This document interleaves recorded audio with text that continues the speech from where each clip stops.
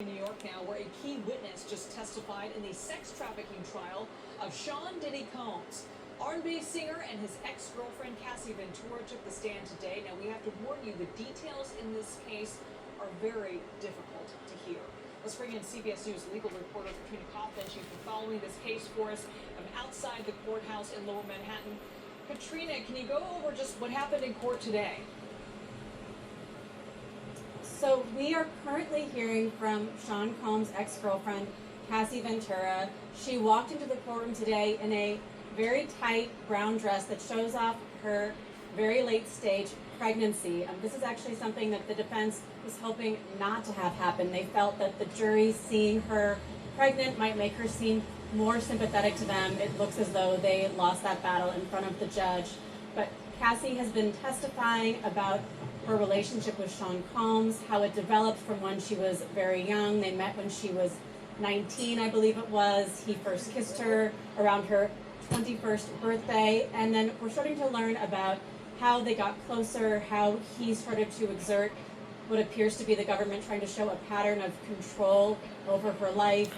She was I don't think Diddy gonna walk on this one. Company, but they only put out one of the 10 records that she was supposed to have. So he was in control of a lot of her finances. He got her apartments. I don't know all about all the other stuff that was true, but he sure enough did Cassie wrong.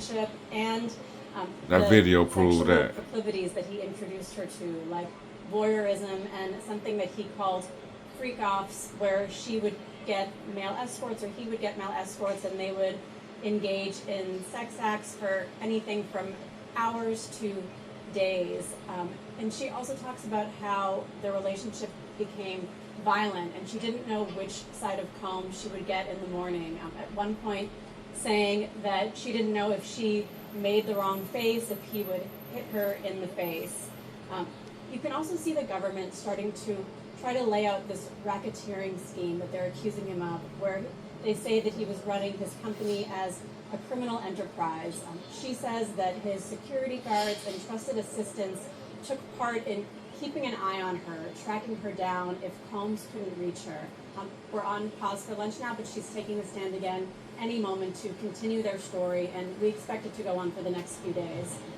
And Katrina, before you go, I just want to make sure we cover what are Diddy's defense lawyers saying about all of this? They're not denying that he had some unusual proclivities, right? You are absolutely right. In opening statements yesterday, they made it clear that they are owning up to a lot of Sean Combs' faults. They say that he's guilty of domestic violence, that he has committed assault, that he has a really bad temper, but they're saying these are not the things that he's charged with. You know, at the same time, they do want to really make him seem more empathetic to the jury. You know, it was even just interesting watching Sean Combs in court today. I was looking at him during. I think only Diddy family is with him on this one. With the jury, and sometimes I could see him, you know, looking at Cassie and. What y'all think? Y'all leave comments below. Hit the like button, subscribe.